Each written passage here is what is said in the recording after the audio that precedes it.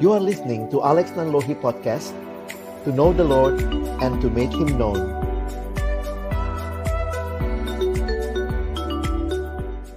Kami datang dalam ucapan syukur siang hari ini. Terima kasih buat setiap hal yang Tuhan izinkan kami lalui dari pagi tadi. Dan kembali kami dapat kesempatan bersekutu memuji memuliakan nama-Mu ya Tuhan.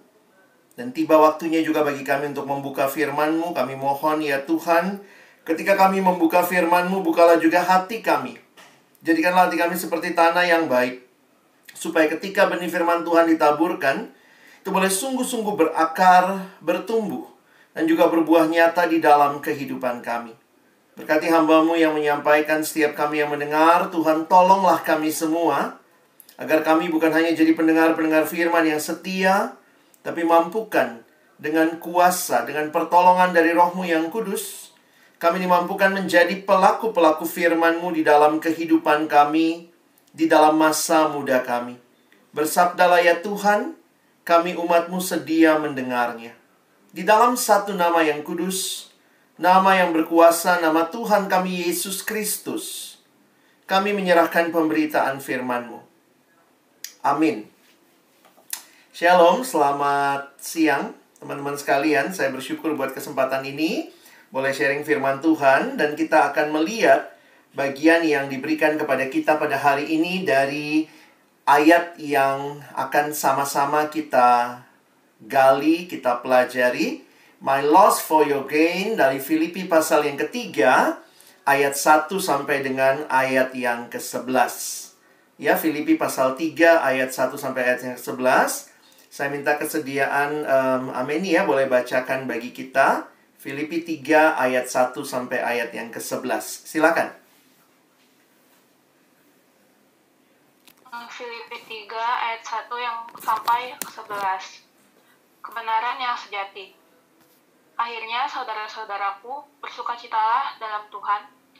Menuliskan hal ini lagi kepadamu tidaklah berat bagiku, dan memberi kepastian kepadamu. Hati-hatilah terhadap anjing-anjing. Hati-hatilah terhadap pekerja-pekerja yang jahat. Hati-hatilah terhadap penyunat-penyunat yang palsu, karena kita orang-orang bersunat yang beribadah oleh Roh Allah, yang bermegah dalam Kristus Yesus, dan tidak menaruh percaya pada hal-hal lahiriah. Sekalipun aku juga ada alasan untuk menaruh percaya pada hal-hal lahiriah. Jika ada orang lain menyangka dapat menaruh percaya pada hal-hal lahiriah, aku lebih lagi. Disunat pada hari ke-8 dari bangsa Israel, dari suku Benyamin, orang Ibrani asli, tentang pendirian terhadap hukum Taurat, aku orang Farisi, tentang kegiatan aku menganiaya jemaat, tentang kebenaran dalam menaati hukum Taurat, aku tidak tercacat. Tetapi apa yang dahulu merupakan keuntungan bagiku, sekarang kuanggap rugi karena Kristus. Malahan segala sesuatu kuanggap rugi, karena pengenalan akan Kristus Yesus, Tuhanku, lebih mulia daripada semuanya. Oleh karena Dialah aku telah melepaskan semuanya itu dan menganggapnya sampah, supaya aku memperoleh Kristus dan berada di dalam Dia bukan dengan kebenaranku sendiri, karena menaati hukum Taurat, melainkan dengan kebenaran karena kepercayaan kepada Kristus, yaitu kebenaran yang Allah anugerahkan berdasarkan kepercayaan. Yang kukehendaki ialah mengenal Dia dan kuasa kebangkitannya dan persekutuan dalam penderitaannya, di mana aku menjadi serupa dengan Dia dalam kematiannya, supaya aku akhirnya beroleh kebangkitan dari antara orang mati. Baik, terima kasih banyak untuk Ameni yang sudah boleh membacakan bagi kita. Filipi pasal 3 ayat 1 sampai 11 ini menjadi satu bagian, kalau boleh pakai bahasa anak sekarang, curhatnya Paulus. Nanti kita lihat kenapa Paulus curhat ya. Dan ini yang akan kita lihat bagaimana kita merefleksikan juga bagi kehidupan kita, melihat kepada apa yang Paulus sedang sampaikan.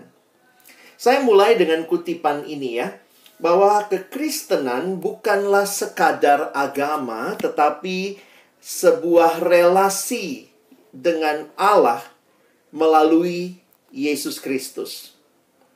Christianity isn't a religion, it's a relationship with God through Jesus Christ. Nah, ini kutipan yang selalu berkesan bagi saya untuk melihat bagaimana sebenarnya kita memahami kekristenan. Kekristenan bukan sekadar sebuah aturan agama ritual, bahkan juga bukan sekadar ajaran-ajaran, kumpulan ajaran. Walaupun di dalamnya pasti ada ajaran, walaupun di dalamnya pasti ada ritual, tetapi inti kekristenan adalah bicara relasi dengan Kristus. Relasi dengan Allah di dalam Kristus. Di mana itulah yang sebenarnya menjadi the heart of Christianity. What is the heart of Christianity is Christ. Ya, bayangkan kekristenan tanpa Kristus. Wah, bukan apa-apa lagi. Can you imagine Christianity or Christian without Christ? Tinggal Ian. I-A-N. Christian without Christ tinggal Ian. I am nothing. Jadi ini menarik untuk kita perhatikan, untuk belajar melihat bagaimana Kristus dalam hidup kita. Dan itulah yang menolong kita bisa memandang dengan perspektif Allah, perspektif yang tepat. Termasuk waktu teman-teman dan saya bicara tentang kesuksesan hidup. Wah, ini generasi yang sangat terobsesi dengan sukses.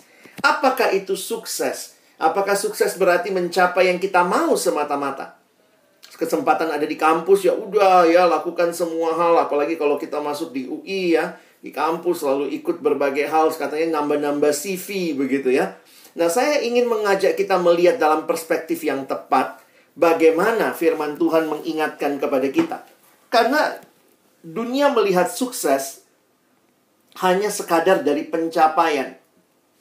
Apa yang dicapai, dan seringkali melupakan prosesnya, atau bahkan melihatnya hanya sekadar berdasarkan pencapaian. Kalau kita menilai surat Paulus kepada jemaat Filipi, jangan lupa loh, ini sukses apa enggak ya? Paulus tulis suratnya dari dalam penjara, teman-teman. Pencapaian apa ini? Saya pikir nggak ada kita maunya di penjara lalu kita bilang, wah ini pencapaian saya masuk penjara ya. Tetapi bagi Paulus yang penting bukan sekadar dia ada di penjaranya, tetapi dia ada bersama Tuhan. Dan bagi saya ini jadi kunci rahasia kehidupan yang orang Kristen sudah tahu. Tapi jangan-jangan kita dalam menjalaninya suka lupa. Kitab Filipi, kitab yang ditulis dari penjara, tetapi kitab yang terdiri dari 4 pasal. Tetapi dalam 4 pasal yang singkat ini muncul kurang lebih 16 kali kata sukacita. Bahkan karena itu seringkali kitab Filipi dikatakan kitab sukacita. Bayangkan, di dalam 4 pasal muncul 16 kali kata sukacita, notabene ditulisnya dari dalam penjara. Can you imagine kalau ditanya, penjara, bayangannya apa? Sedih, menyedihkan. Tapi kalau tanya sama Paulus, penjara, dia bisa share sukacita. Mengapa demikian? Bagaimana melihat hidup seperti ini? Pencapaian bukan ada di tempat mana, mencapai apa, tetapi pencapaian dalam kekristenan, engkau dan saya sedang bersama siapa? Saya ulangi, pencapaian, sukses, bukan sekadar mencapai apa, bukan sekadar mencapai sesuatu yang kita inginkan, bukan sekadar ada di mana. Kadang-kadang kita harapannya, wah nanti kalau saya anak komunikasi, saya pengennya ada di koran terkemuka, di televisi terkenal. Bukan sekadar ada di mana, bukan sekadar mencapai posisi apa, tetapi engkau dan saya sedang bersama dengan siapa. Karena itu, di puncak karir, di tempat yang paling kita inginkan, tetapi kalau itu tanpa Kristus, it's nothing. But at the same time, ketika engkau dan saya ada di tempat yang less people tidak mau ke situ, tapi kita tahu kita ada di situ bersama dengan Tuhan, itu sukses yang sejati. Tentu kita maunya sukses yang dua-duanya ya. berada di tempat yang paling kita inginkan, paling puncak, paling atas, paling kita pengen, dan bersama Tuhan. Itu yang kita inginkan. Tetapi seringkali tidak selamanya perjalanan hidup langsung mencapai itu. Saya bukan mengatakan nggak mungkin mencapai ke sana ya. Kalau Tuhan berkehendak, apa yang tidak mungkin? Masih ingat Yusuf? Dibawa ke tempat paling tinggi yang bisa diduduki oleh bangsa atau orang dari bangsa asing di Mesir. Jadi orang nomor 2 di sana. Jadi teman-teman, sekali lagi ya, Paulus ada di penjara bukan karena nyolong ayam, tetapi karena dia mengikut Kristus. Dia memberitakan Injil, dia ada di penjara. Dan karena itu dari dalam penjara pun dia bisa melihat hidupnya dengan tepat.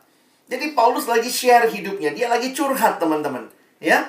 Dan waktu lihat curhatnya, nanti kira-kira pembagian ayatnya abang buat seperti ini ya. Sedikit latar belakang situasi ayat 1-3, lalu kemudian kita lihat ada 2 kontras di situ, in flesh dan in Jesus Christ. Lalu terakhir nanti kita lihat apa artinya living for Jesus. Nah, saya harap waktu kita coba dengarkan, kita belajar evaluasi hidup kita ya. Bagaimana melihat hidup dengan tepat, termasuk waktu ada di kampus, dengan semua keinginan-keinginan yang ada. Apakah kita menempatkannya dengan posisi yang tepat? Mari kita lihat dulu situasinya, ayat 1 sampai ayat yang ketiga. Apa yang terjadi? Kalau teman-teman perhatikan, sebenarnya Paulus lagi bicara kepada jemaat Filipi supaya mereka memberi perhatian untuk berhati-hati terhadap guru-guru palsu. Ya, dan ini kalimatnya cukup mengerikan ya. Paulus pakai istilah anjing-anjing, pekerja-pekerja yang jahat, penyunat-penyunat palsu. Siapa mereka? Jadi ternyata di dalam jemaat pada waktu itu ada masalah dengan keselamatan. Guru-guru palsu ini mengajarkan bahwa keselamatan karena apa yang kita lakukan. Jadi di dalam Filipi 3 ini, Paulus menyampaikan apa artinya menjadi seorang Kristen dalam konteks lagi menghadapi guru palsu. Jadi makanya menarik ya, konteksnya lagi bicara kepada guru palsu, kepada jemaat untuk hati-hati sama guru palsu. Tapi jadinya Paulus curhat tentang bagaimana dia melihat kekristenan. Karena guru palsu punya pengajaran yang berbeda. Kebenaran penting bagi Paulus. Karena itu Paulus sampaikan dengan tegas. Nah, guru palsu ini adalah orang-orang Yahudi yang jadi Kristen. Makanya mereka disebut sebagai Judaizer.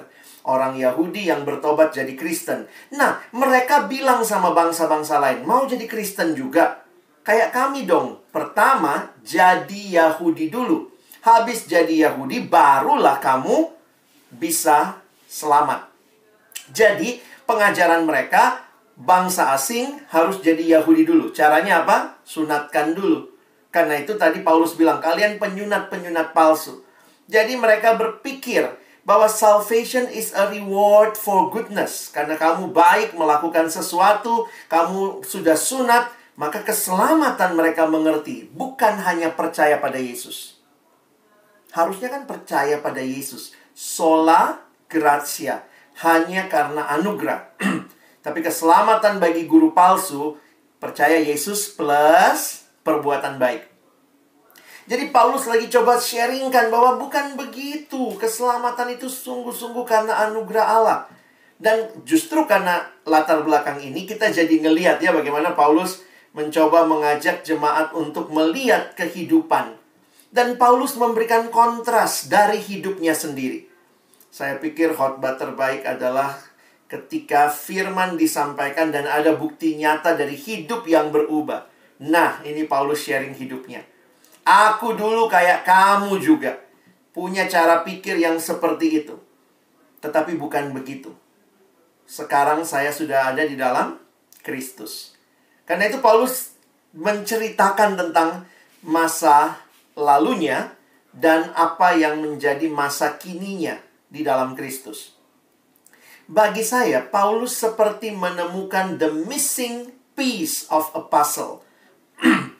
Jadi saya jujur aja ya, melihat ayat-ayat ini, Paulus tuh memahami dengan tepat Teman-teman, menarik ya, ketika Paulus menempatkan dengan tepat that missing piece, then everything around his life come together as a whole. Wah, bagi saya ini jadi menarik nih. Maksudnya abang begini loh. Saya makin belajar Alkitab, saya sadar Tuhan bukannya nggak mau kita sukses. Tuhan bukannya nggak mau kita mencapai sesuatu. Di dalam Alkitab, kadang-kadang kalau jadi orang Kristen kesannya kayak Tuhan kita tuh Tuhan yang nggak mau semua. Tuhan nggak mau kamu ini, Tuhan nggak mau kamu itu. Tetapi saya belajar dari Paulus, kadang-kadang kita mencari yang bukan Tuhan dan kita pikir itulah segalanya. Makanya begitu Paulus menemukan that missing piece, that Jesus is everything, then every other things in his life will put together in the right place. Hanya kalau kita menemukan Kristus satu-satunya dalam hidup, maka semua yang lain, ambisimu, cita-citamu, talenta-talenta bakatmu, uangmu. Kadang jangan berpikir gini, Tuhan gak mau kita kaya. Enggak juga. Kalau Tuhan berkenan, ya tentu perkenanan Tuhan ya. Tuhan bisa aja bikin kamu kaya. Apa susahnya buat Tuhan bikin kamu kaya? Tetapi kan tidak semua yang namanya kaya pasti berkat Tuhan. Oh, enggak begitu. Jadi ketika Paulus hanya melihat, saya anggap kasih contoh ya, ketika kamu hanya melihat uang saja jadi segala-galanya. Pokoknya mau jadi alumni, nanti punya banyak uang, hidupku bagaimana, uangku banyak, kalau kemudian nanti aku bisa berbuat banyak kalau uangku banyak. Jadi kalau akhirnya kamu setting hidupnya hanya itu, you miss the point. Tetapi ketika engkau menemukan Kristus di pusat hidupmu, maka kamu bisa tempatkan uang yang banyak itu dengan tepat. Teman-teman, did you get my point?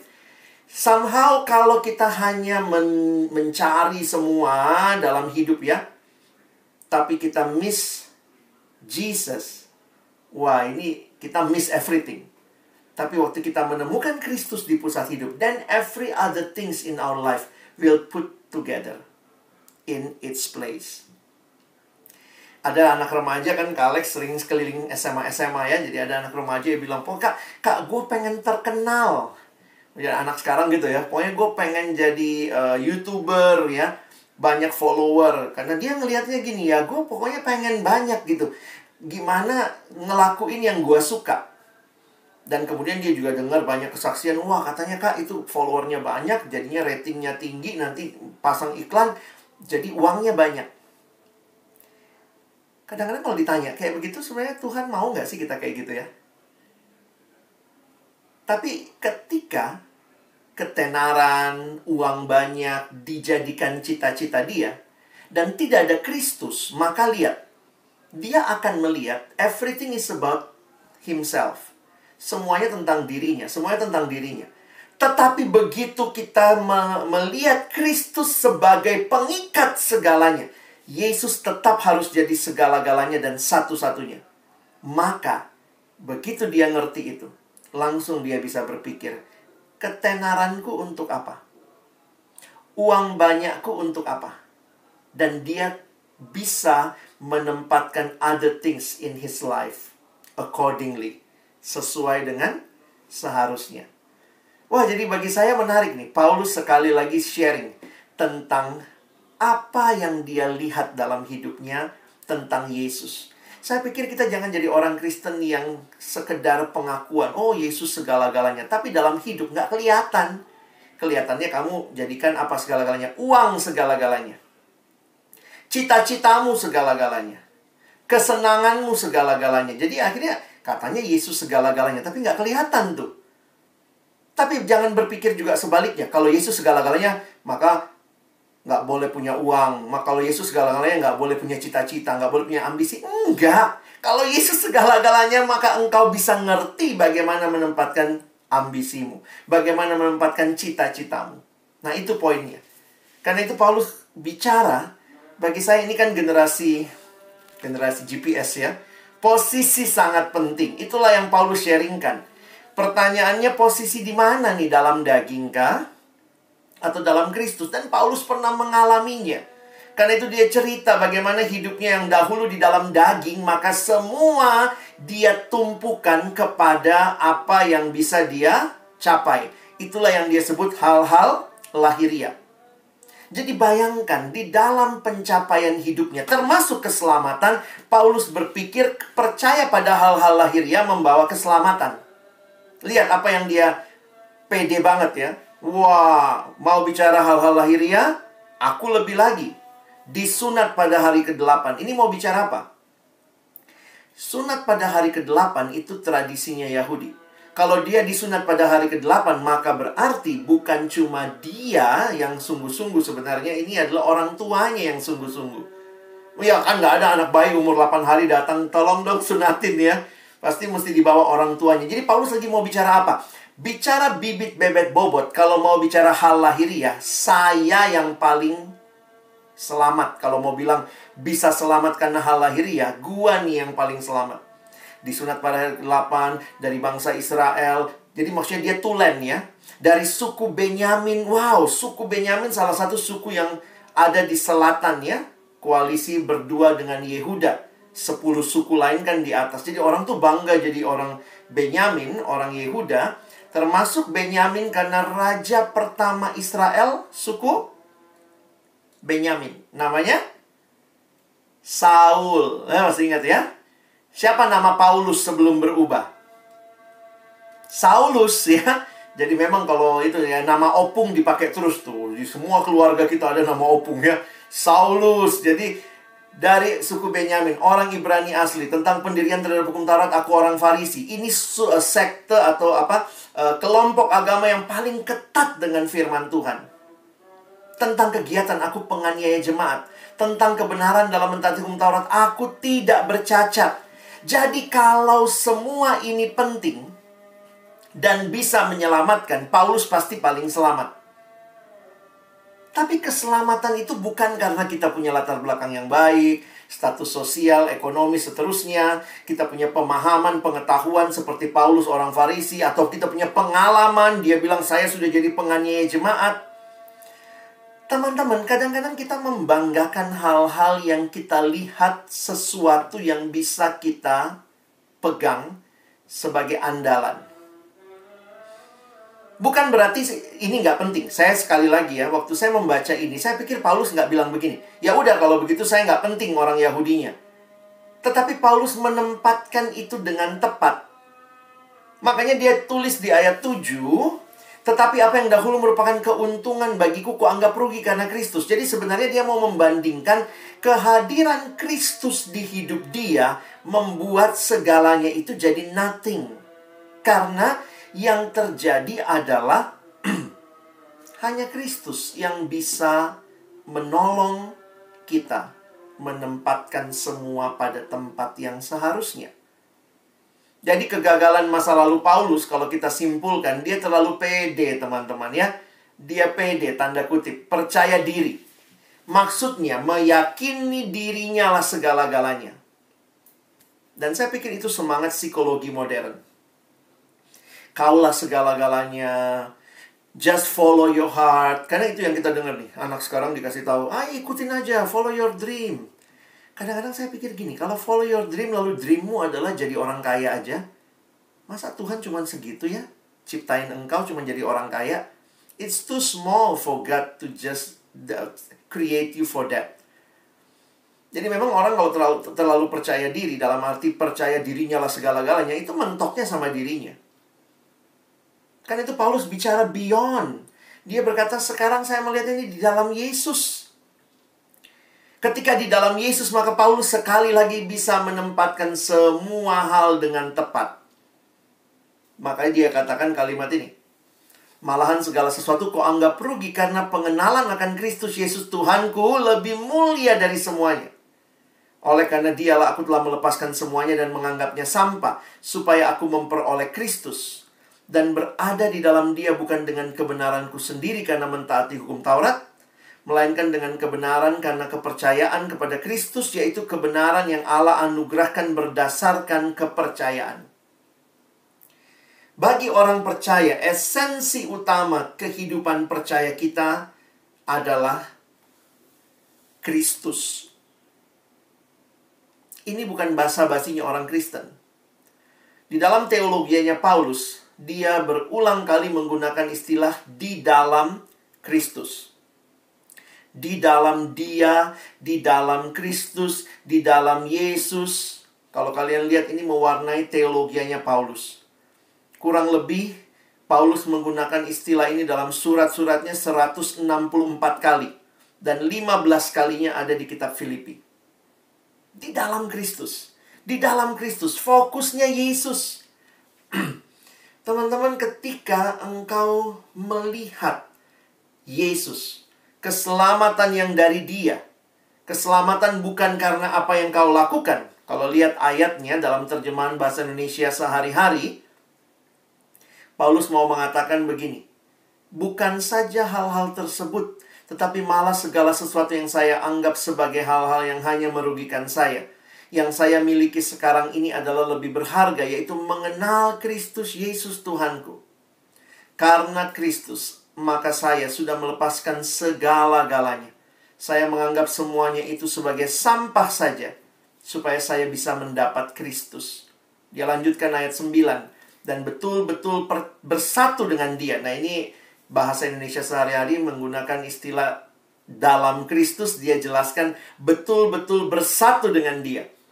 Hubungan yang baik dengan Allah tidak lagi saya usahakan sendiri dengan jalan taat kepada hukum agama. Bukan keselamatan karena ketaatan.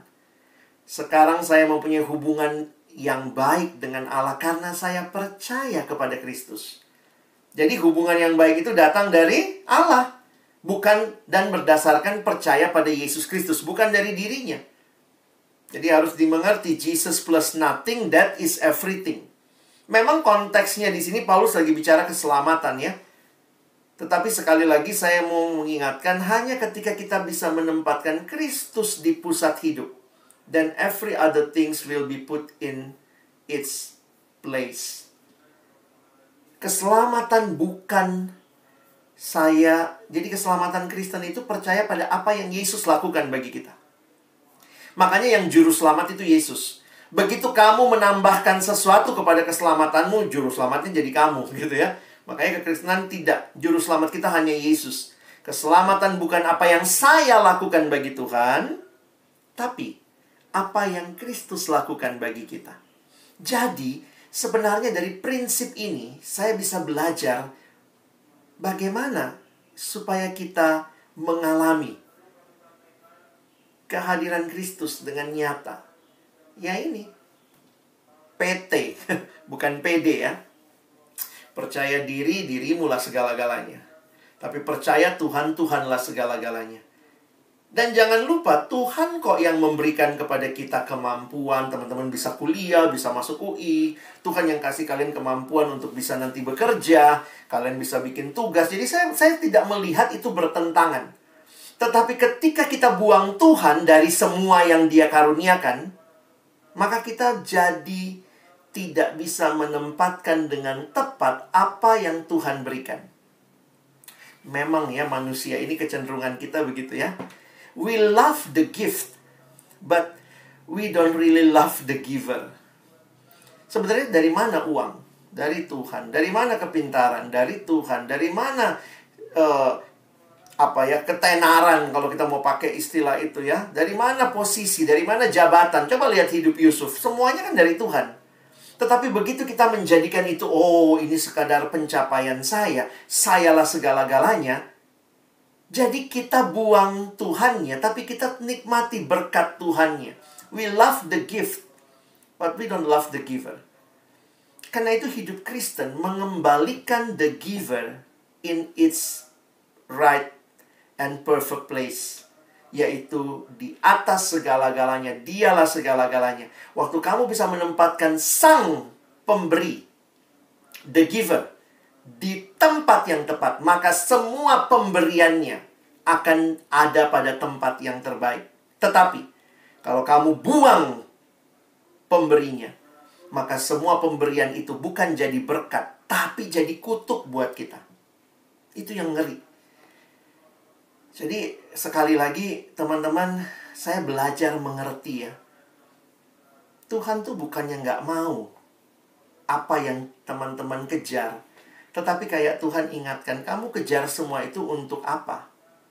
Untuk siapa? Apa yang kamu lakukan kalau kamu dapat semua itu? Kalau ternyata tidak ada aku di dalamnya, waktu kau kejar itu semua, itu akan menghancurkan kamu, bukan membangun kita. Wah, ini kebenaran yang bagi saya dari Paulus saya belajar banyak. Karena itu, bagaimana menata hidup? Sekarang kita lihat yang terakhir. Bagaimana living for Jesus-nya? Ya? Bagaimana living for Jesus-nya? Maka Paulus menceritakan kerinduannya yang terdalam. Yang ku kehendaki ialah mengenal Dia. Wow, saya kagum waktu baca kalimat ini ya. Coba lihat ya. Yang ku kehendaki ialah mengenal Dia dan kuasa kebangkitannya dan persekutuan dalam penderitaannya, di mana aku menjadi serupa dengan Dia dalam kematiannya, supaya aku akhirnya beroleh kebangkitan dari antara orang mati. Mengenal Tuhan menjadi kerinduan mendasar dari orang-orang yang menikmati berkat Tuhan. Tetapi kalau kamu cuma kejar berkatnya dan buang pemberi berkatnya, tidak punya kerinduan kenal Dia, maka sangat-sangat mungkin berkat yang diberikan Tuhan dipakai oleh orang yang tidak menjadikan Tuhan segalanya. Bukan jadi berkat, tapi jadi kutuk. Ini yang kita harus ingat. Jadi silahkan kejar semua cita-citamu, tapi waktu kamu mengejar semua yang kamu mau, selalu uji dalam pengenalan akan Tuhan. Kira-kira Tuhan mau nggak ya? Kalau ternyata Tuhan bilang, kamu tuh kejar itu cuman buat dirimu. Enggak, aku nggak mau seperti itu. Coba kejar itu supaya kamu makin bisa kenal aku. Coba kejar itu dan di dalamnya waktu kamu dapat, kamu pakai untuk kemuliaanku. Coba kejar ambisimu itu, tapi waktu kamu mendapatkannya, rindukan orang lain dapat berkat melalui apa yang kau kejar itu. Pengenalan akan Allah akan mengarahkan kita.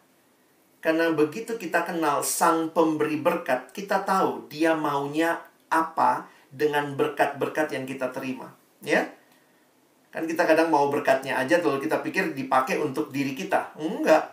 Remaja di Amerika tuh sampai menghayati ini bikin gelang ya, tulisannya WWJD. Kesadarannya apa? What would Jesus do? Kalau semua dalam hidup saya miliknya Yesus, maka saya harus tanya sama Tuhan. Kalau Tuhan dapat banyak uang, ya, kalau Yesus dapat banyak uang, kira-kira Dia pakai buat apa ya? What would Jesus do? Kalau Yesus paling pintar di kelasnya, what would Jesus do? Kalau Yesus adalah orang yang nanti karirnya sangat top, what would Jesus do? Jadi bukannya nggak boleh kejar karir kalau jadi orang Kristen, nggak apa-apa kita ranking paling belakang. Saya pikir bukan itu. Nggak begitu. Tapi ketika semua itu kita peroleh, tujuannya, apakah engkau makin kenal Tuhan? Abang pikir gini ya, sebenarnya berkat Tuhan itu harusnya bikin kita makin kenal Tuhan, benar nggak? Berkat Tuhan itu seperti marka jalan. God's gifts should be a road, kalau pakai bahasa Inggris itu a signpost. Setiap kali engkau lihat dan alami berkat Tuhan, harusnya engkau berhenti dan berkata, terima kasih Tuhan. Kan berkat Tuhan. Harusnya berkat Tuhan itu menunjuk kita kepada Sang Pemberi berkat. Tapi itulah manusia, kita suka ketika lihat berkat Tuhan, kita berhenti pada diri kita, bukan pada Tuhannya. Perhatikan, tujuan hidup Paulus adalah untuk kenal Allah. Seluruh aspek kehidupan Paulus diarahkan untuk mengenal Allah, termasuk melalui pelayanannya, karena Paulus pelayan Tuhan. Bagi saudara, bagi kamu yang lagi studi, apakah melalui studimu, kamu makin kenal Tuhan? Banyak anak-anak masuk UI, sebelum masuk UI doanya kenceng. Begitu masuk UI, datang kebaktian aja nggak mau gitu ya. Jadi lucu juga ya. Kenapa sih kita cari Tuhan? Kita tuh bukan mencari Tuhan, kita memanfaatkan Tuhan untuk kepentingan kita. Somehow, seringkali yang terjadi seperti itu. Dan pengenalannya, pengenalan yang seperti apa? Pengenalan yang lebih dari sekadar pengetahuan atau informasi. Tentu kita kenal Tuhan, kita baca Alkitab tiap hari, kita saat teduh, kan bukan untuk cerdas cermat Alkitab. Kalau kamu sekadar kenal Tuhan, baca Alkitab, baca buku rohani supaya ikut cerdas cermat Alkitab, kamu pengenalan hanya sekadar untuk informasi. Tetapi pengenalan kita yang dimulai di dalam iman kepada Kristus itu pengenalan yang relasional. Yang bukan hanya saya tahu tentang dia, tapi saya mau kenal lebih dalam. Beda ya. Tahu sama kenal, mana yang lebih dalam? Kenal. Coba abang tanya, teman-teman tahu nggak Presiden Perempuan Indonesia? Semua bisa jawab, oh Ibu Megawati gitu ya. Tapi kalau saya tanya, kenal nggak dengan Presiden Perempuan Indonesia? Di situ kelihatan kan? Tahu sekedar informasi. Kenal melibatkan relasi. Paulus bukan hanya mau dia tahu ada Yesus lahir di Bethlehem, dia matinya di Kalvari. Bukan, tapi lihat kalimatnya. Persekutuan, aku rindu mengalami persekutuan dalam kematian Kristus. Membuat Paulus bisa mengalami kuasa kebangkitan Kristus. Ini pengenalan yang melibatkan pengalaman. Dan bukan hanya itu. Paulus juga bicara pengenalan yang bagi saya transformatif. Dari mana ayatnya? Coba lihat di ayat 10-11 tadi ya. Yang ku kehendaki ialah mengenal dia dan kuasa kebangkitannya, di mana aku menjadi serupa. Bukan cuma kenal dengan informasi, tetapi relasi, pengalaman, dan pengalaman itu mengubahkan kita yang mengenal dia untuk jadi makin seperti dia. Nah, ini yang perlu kita ingat nih. Semua orang bisa ngomong Yesus mati. Tapi orang yang terima dia, kenal dia, bisa ngomong Yesus mati bagiku. Itu relasional. Dan kalau Yesus mati bagiku, apa yang terjadi dengan hidupmu? Kamu makin serupa dengan dia? Paulus bicara rahasia besar ini di ayat yang sangat menarik. Roma 6. Ini kalau mau Paskah saya biasa angkat ayat ini ya. Coba lihat Roma 6 ayat 9 dan 10. Perhatikan cara Paulus menjelaskan. Karena kita tahu bahwa Kristus sesudah ia bangkit dari antara orang mati, tidak mati lagi. Maut tidak berkuasa lagi atas dia. Perhatikan ayat 10. Sebab kematian Yesus adalah kematian terhadap dosa. Satu kali dan untuk selama-lamanya. Habis mati Yesus ngapain? Bangkit kan? Makanya dia hidup. Dan kehidupannya adalah kehidupan bagi Allah. Yang mati Yesus, yang bangkit Yesus. Yesus mati, matinya terhadap dosa. Yesus hidup, dia bangkit, hidupnya sekarang bagi Allah. Perhatikan ayat berikutnya. Bagaimana Paulus merelasikan kebenaran ini, fakta historis, jadi pengalaman pribadinya. Ayat 11. Demikianlah hendaknya kamu memandangnya. Dia bilang, jemaat kamu harus memandang sekarang begini hidupmu. Bahwa kamu telah mati bagi dosa. Tadi yang mati Yesus loh. Kalau Yesus mati dan kamu di dalam Kristus, sekarang kamu pun mati bagi dosa. Tetapi, karena kamu bersatu dengan Yesus, Yesus yang mati itu bangkit. Maka kamu pun sekarang hidup bagi Allah dalam, nah ini lagi, in Christ, dalam Kristus Yesus. Menarik ya? Pengalaman dengan Tuhan membawa perubahan hidup. Saya tidak mau lagi menikmati dosa. Saya tidak main-main lagi dengan dosa. Dan karena Kristus bangkit, saya pun akan bangkit dan sekarang bukan lagi hidup bagi diriku. Sebagaimana Kristus bangkit supaya dia hidup bagi Allah. Now, I will live for God. That is my goal in life. Jadi penting banget Yesus dalam hidup kita ya. Kalau itu the missing piece yang belum kamu temukan, please, terima dia dalam hidupmu.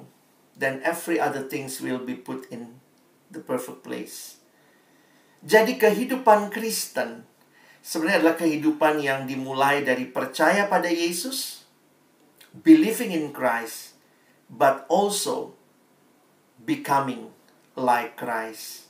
Kita bukan hanya percaya Yesus, tapi kita makin serupa Yesus. Dan setelah itu harusnya kita makin bertumbuh. Sehingga engkau bisa terus mengevaluasi semua ambisimu, semua yang kamu kejar, apa yang kamu kejar di kampus. Apakah itu bikin kamu makin kenal Tuhan? Melalui semua yang kamu dapat. Kadang-kadang gitu ya, dapat kesempatan. Ya, anak-anak sekarang kan prestasinya luar biasa ya. Tapi waktu kamu dapat kesempatan, lebih maju lagi, studimu lebih baik lagi, mungkin proposal penelitianmu dapat kesempatan lebih maju lagi, tempat-tempat yang kamu cari untuk penelitian diberikan, dan semuanya itu. Pertanyaannya adalah, kamu makin melihat Tuhan nggak dalam studimu? Kamu makin cinta Dia, makin bertumbuh dalam Dia, punya komitmen untuk bertumbuh? Dalam situasi corona seperti ini, banyak orang yang juga tertekan ya. Tapi harusnya sih kita bisa tetap melihat Tuhan ya. Karena tetap banyak hal yang tetap Tuhan berikan buat kita. Banyak hal yang kayaknya hilang. Tapi saya tetap melihat juga ya, Tuhan, Engkau tetap ada. Buktinya teman-teman masih bisa kuliah.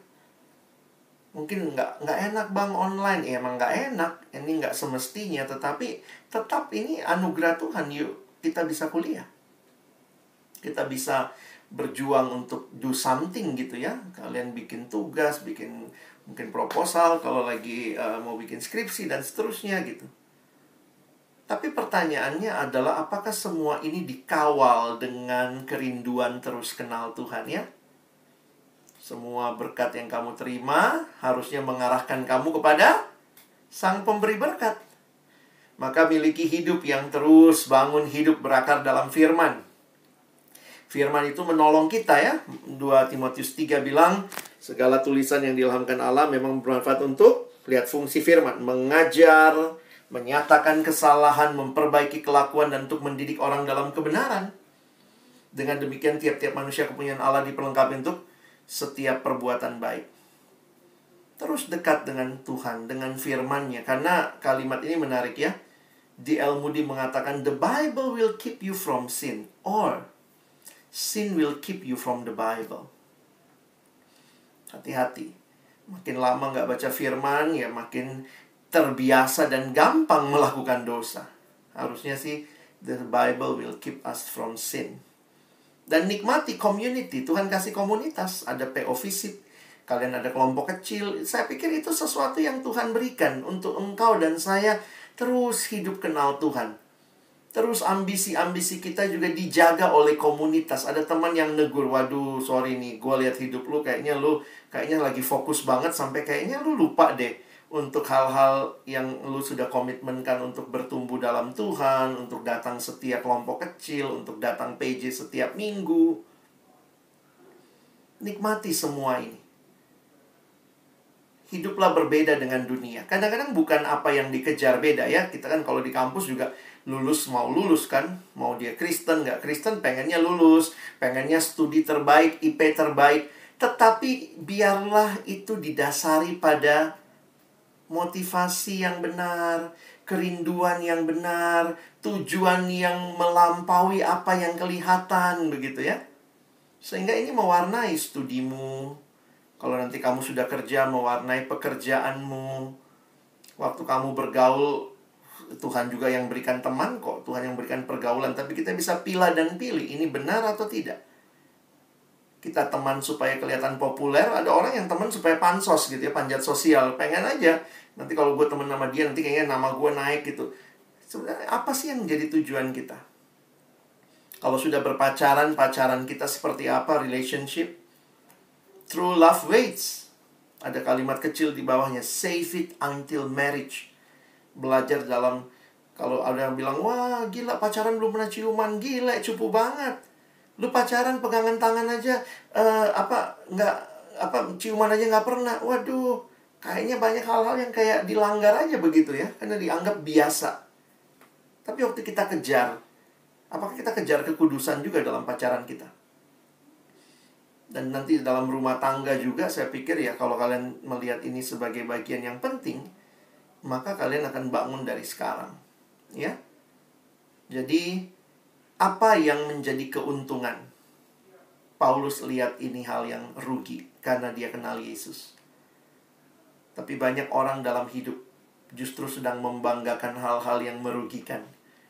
Karena mereka belum kenal siapa Yesus yang memberikan segalanya. Ketika dia ada di tempatnya yang utama di hidup kita, dia akan menolong kita melihat dan menempatkan segala sesuatu di tempatnya yang seharusnya. Saya tutup dengan kalimat dari Dennis Fisher. Hanya anugerah Allah yang dapat menolong kita berhasil mencapai garis akhir kehidupan sebagai pengikut Kristus. Kalimatnya mungkin tidak selesai. Karena itu, kalau boleh saya tambahkan, kalau hanya anugerah Allah yang dapat menolong kita berhasil mencapai garis akhir kehidupan, mari tidak pernah melepaskan diri dari Tuhan. Dia bukan basa-basi kehidupan. Dia segalanya yang engkau dan saya butuhkan. Kiranya ini menolong teman-teman untuk menata lagi hidupmu, melihat lagi ambisi-ambisimu, mengevaluasi lagi hal-hal yang kau jadikan utama. Apakah itu sudah menggeser Tuhan, Sang Pemberi berkat? Atau kalau ternyata sudah menggeser, kembalikan Kristus di pusatnya, dan mari dengan kacamata Kristus di pusat hidup, evaluasilah seluruh hidupmu, seluruh hal yang kamu kejar, dan engkau akan bisa melihat dengan lebih baik. Kiranya Tuhan menolong kita untuk bisa menghidupi firman-Nya. Amin. Saya kasih kesempatan, kalau ada teman-teman yang mungkin mau memberi respon atau bertanya, silakan. Terima kasih untuk firman yang dibagikan kepada kami dari Bang Alex. Mungkin dari teman-teman ada yang ingin ditanyakan, boleh langsung open mic atau juga boleh di chat Zoom atau private chat di Zoom ini kepada Bang Alex atau Pak aku juga boleh. Silakan ya teman-teman. Yeah. Atau masih ada yang kurang jelas tadi dari yang disampaikan Bang Alex juga boleh dikonfirmasikan kembali.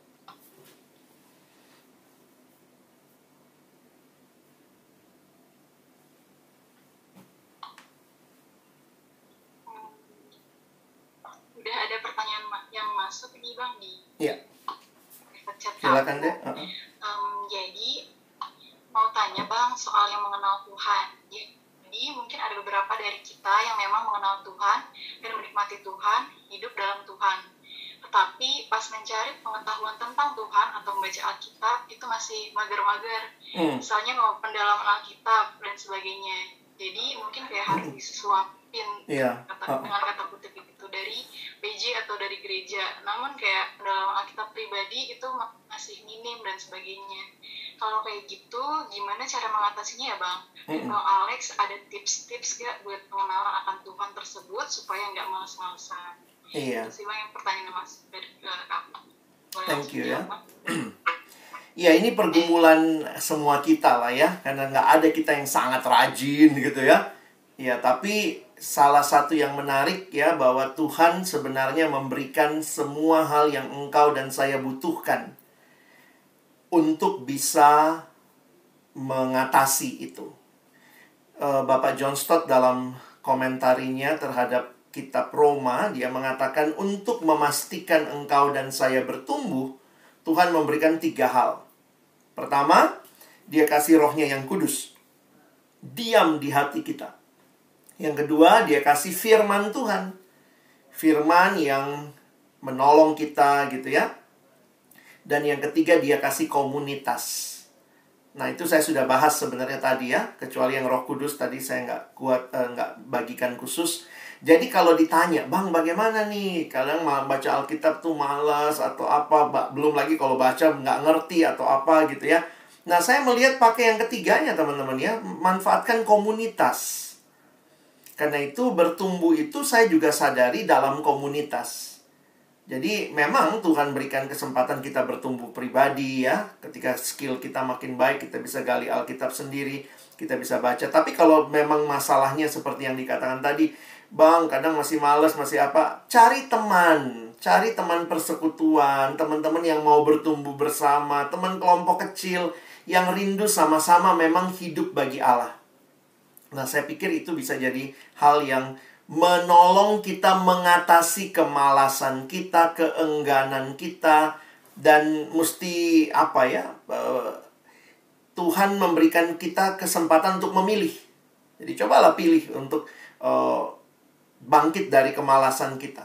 Jadi jangan, saya kadang-kadang lihat gini, tanpa sadar ya, kita suka bilang gini, Tuhan lakukan perubahan dalam diri saya, tapi kita maunya Tuhan yang ngerjain semua. Tahu-tahu bangun besok pagi kita udah sayang, udah cinta banget Alkitab. Besok bangun pagi langsung kemudian kita udah hafal semua ayat gitu ya. Saya pikir nggak gitu. Tuhan kasih kesempatan engkau dan saya hidup kerohanianmu adalah hidup di dalam setiap hari memilih hal yang Tuhan mau kamu pilih. Jadi jangan berharap Tuhan yang pilihkan buat kamu. Tahu-tahu Tuhan ubah hatimu, besok udah sayang banget sama Alkitab. Kalau saya ya mesti itu sesuatu pilihan. Jadi besok waktu bangun pagi, pilih. Baca Alkitab dulu. Bukan lihat HP dulu, bukan lihat sosmed dulu. Itu kan pilihan. Jangan begini, Tuhan, aku mau hari ini HP-ku nggak ada isinya. Kan bukan begitu juga. Ya, jadi Tuhan tidak bekerja dalam hidup kita mengatasi kemalasan, keengganan kita dengan cara meniadakan diri kita. Tahu-tahu Tuhan sudah kasih semua kerinduan. Tahu-tahu besok kita udah bangun rindu banget Alkitab. Nggak gitu. Mulai belajar memilih. Besok pagi setel waker. Nah itu kan kamu yang nyetel. Tuhan setelin waker. Nggak gitu. Kalau saya ngelihat banyak kali kita berpikir kalau Tuhan yang mengerjakan, saya pasif. Saya pikir nggak gitu. Mungkin itu ya jawabannya. Terima kasih Bang Alex. Jadi sebenarnya Tuhan itu nggak menjadikan kita sebagai boneka yang hanya menggerakkan, tapi kita juga harus ada upaya buat gimana caranya mencintai Tuhan lebih dalam pribadi kita. Dan tadi rasa malas itu mungkin bisa diatasi lewat bantuan bersama teman kita yang mau sama-sama bertumbuh. Jadi kita ada semangat lagi buat membaca Alkitab lagi kayak gitu. Dan sebenarnya yang tadi Bang Alex juga bilang kalau itu tuh jadi pilihan buat hidup kita. Jadi pilihan buat males kah atau justru pilihan buat semakin dekat, kayak gitu sih. Semoga terjawab ya. Kalau masih ada yang mau bertanya lagi, dipersilahkan.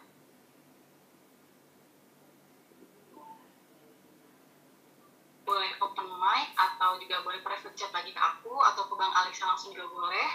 Atau di chat Zoom ke everyone juga nggak apa-apa.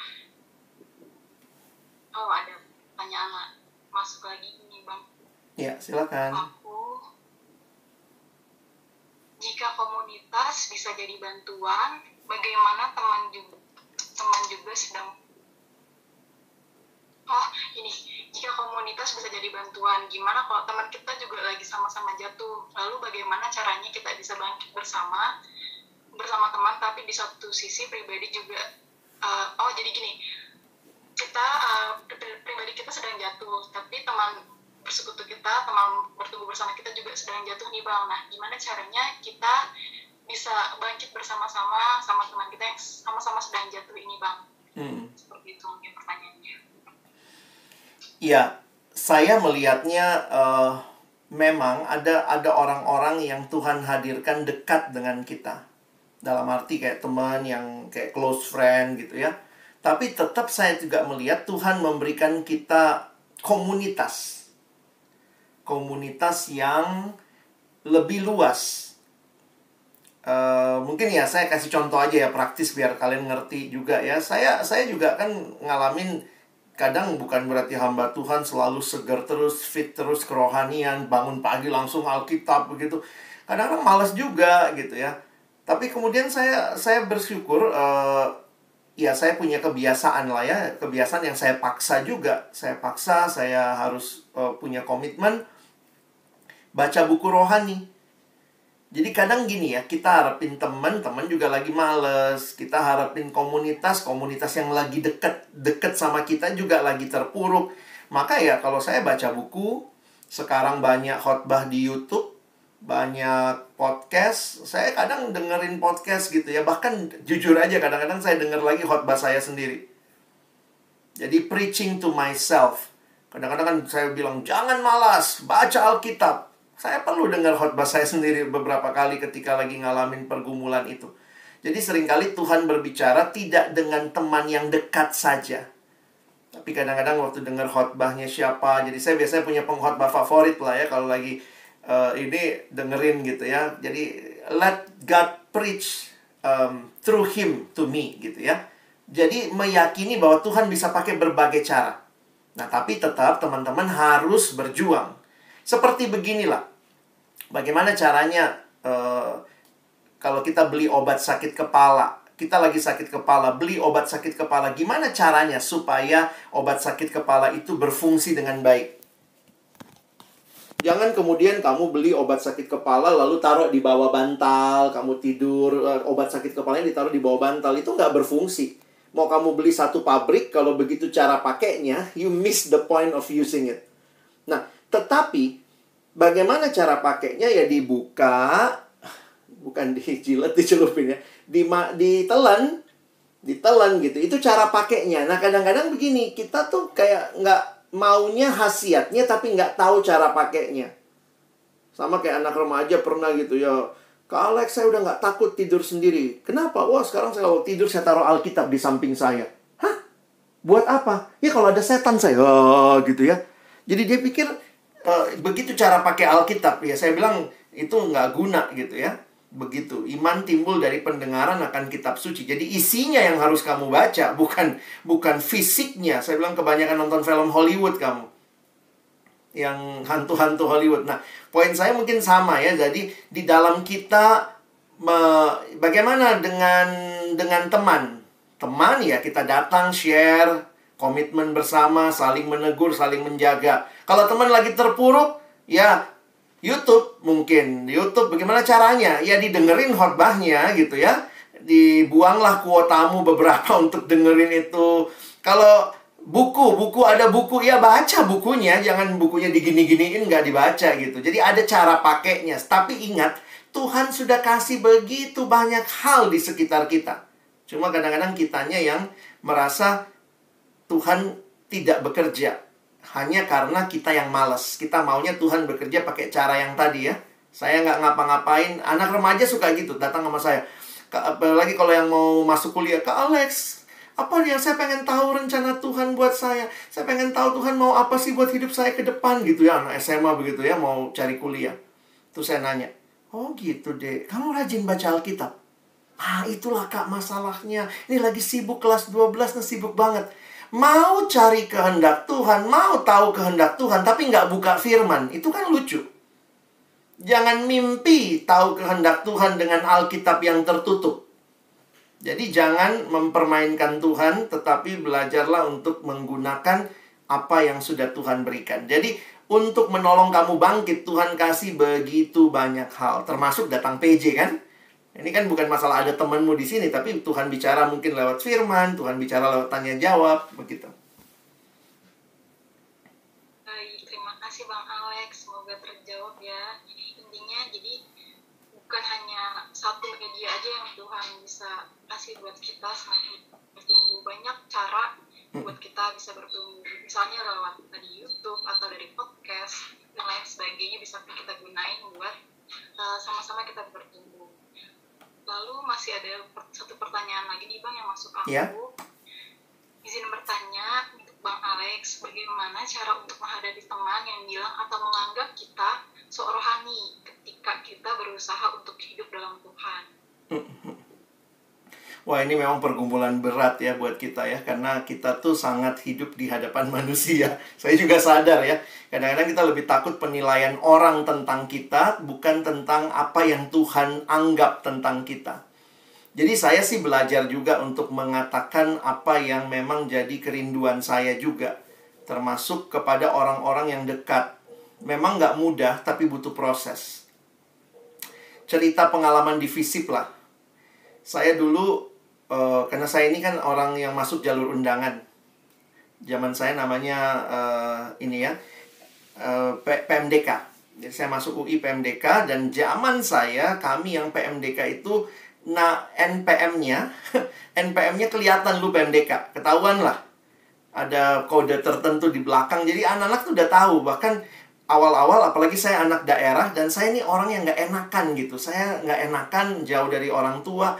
Jadi waktu dulu ketika teman-teman, Lex, nanti kalau ujian lu di tengah ya. Jadi saya ditaruh di tengah teman-teman tuh. Untuk ngasih jawaban-jawaban sama mereka yang lain gitu. Itu waktu tahun-tahun awal saya di FISIP ya. Jadi bingung juga tuh ya. Mau nolak, nggak enak. Apalagi saya ketua angkatan. Ketua angkatan komunikasi zaman saya gitu. Jadi anak daerah, kalau nanti nolak jadi nggak punya teman, dijauhin teman kan nggak enak gitu ya. Jadi waktu itu saya ditaruh di tengah, Kalau lagi ujian, mereka bilangnya PMP, posisi menentukan prestasi. Jadi taruhlah saya di tengah. Padahal saya juga nggak pinter-pinter amat gitu ya. Tapi ya begitu, karena dianggap anak jalur undangan, pinter gitu ya. Jadi ditaruh di tengah. Tapi lama-lama saya pikir waktu saya udah ikut kelompok kecil, wah saya bingung banget tuh. Gimana caranya ngomong ke teman-teman yang saya deket, saya ketua angkatan, bilang sama mereka saya nggak mau nyontek. Wah itu susah. Awal-awalnya saya ini ya teman-teman ya, kayak nggak masuk ke kampus gitu. Kalau ujian saya datangnya telat. Jadi udah mulai 15 menit baru saya datang. Jadi saya ditaruh paling depan. Jadi nggak bisa atur posisi sama mereka ya. Tapi lama-lama saya dikenal sebagai orang tukang telat gitu ya. Kan nggak jadi kesaksian juga. Dan itu nggak nyelesain masalah. Sehingga dalam pengalaman saya harus ingatkan bahwa memang ada saatnya kita harus bisa menyatakan sikap kita. Mau dibilang apa ya, itu resiko yang kita harus tanggung.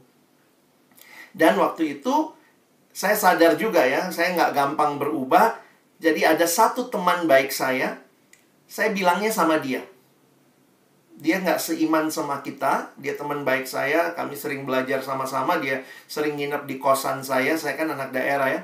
Saya bilang sama dia, gue mau gini deh, kalau nanti di kelas, kita jangan nyontek. Kalau di kelas, gue musuh lo. Tapi di luar kelas, gue akan bantuin. Gue pasti bantuin, lo mau belajar bareng atau apa gitu. Jadi saya nawarin itu.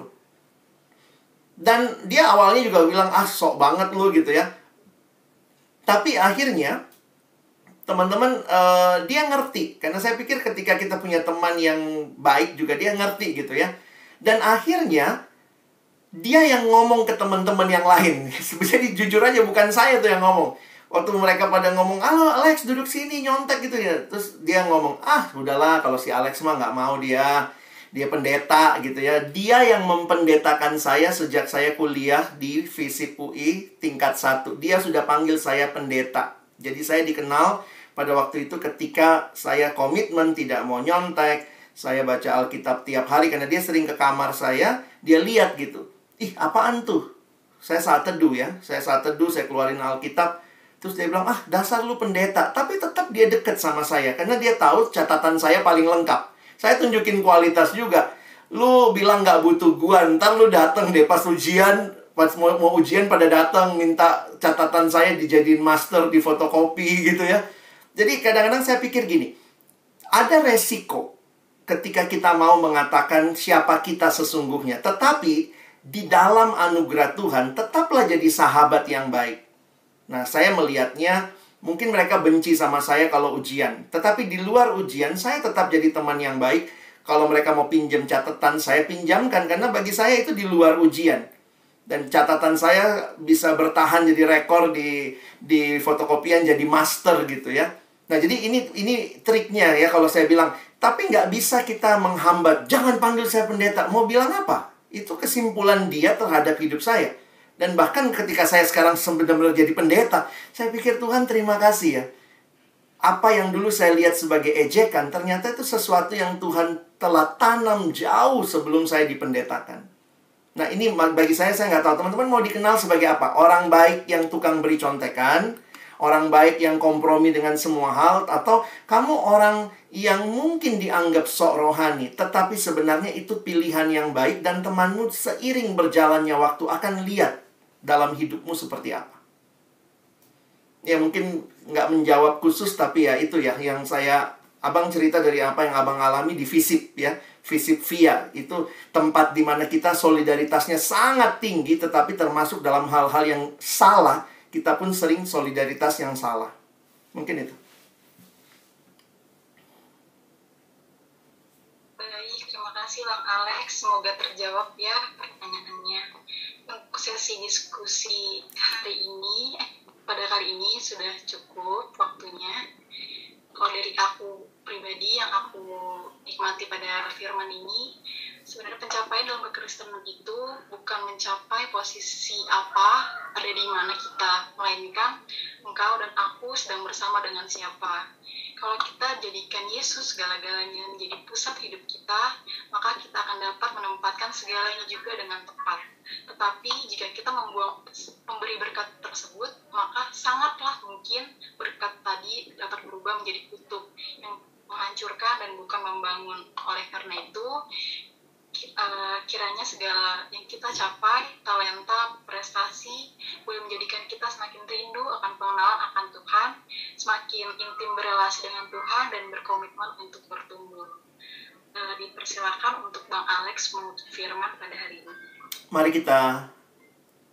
Mari kita berdoa. Tuhan, terima kasih untuk firman-Mu yang diberitakan hari ini. Terima kasih buat setiap hati yang terbuka di hadapan Tuhan. Dan kami terus berdoa, mampukan kami bukan hanya jadi pendengar firman, tapi jadi pelaku firman. Paulus untuk ikut Tuhan, bahkan ada di penjara. Tapi disitulah dia menikmati bersama dengan Tuhan. Mungkin waktu kami ikut Tuhan sungguh-sungguh, kami dikatain sok suci, sok rohani. Tapi justru disitulah kehadiran Tuhan nyata bagi kami. Untuk apa kami disenangi semua orang, tapi ternyata kami mendukakan hati Tuhan. Tolong kami belajar untuk menyenangkan hati-Mu dan tetap berjuang dengan cara-cara yang tepat menjadi berkat bagi sesama kami. Kami ada di Fakultas Ilmu Sosial, Ilmu Politik, Fakultas Ilmu Administrasi, yang mungkin secara sosial begitu banyak daya tariknya. Bahkan juga persahabatan yang begitu dalam, begitu kuat, solidaritas yang begitu luar biasa. Tapi kami sebagai anak Tuhan tetap harus melihat, apakah itu menyenangkan Tuhan? Atau justru kami sedang mendukakan Tuhan? Apakah kami sedang mempermuliakan Tuhan? Atau justru kami sedang mempermalukan Tuhan? Kami hidup cuma satu kali ya Tuhan. Dan biarlah dalam hidup yang hanya satu kali itu, kami bukan memilih menyenangkan diri kami, menyenangkan orang lain, tetapi mendukakan hati Tuhan, mendukakan Engkau. Kami rindu pilihan kami adalah menyenangkan Engkau. Dan dengan demikian kami pun bisa belajar jadi berkat bagi sesama. Kami pun bisa belajar menghargai diri kami. Terima kasih Tuhan. Sekali lagi kami bersyukur untuk firman-Mu. Tolong kami bukan cuma jadi pendengar, tapi jadi pelaku-pelaku firman-Mu. Dalam nama Yesus kami bersyukur, kami berdoa. Amin.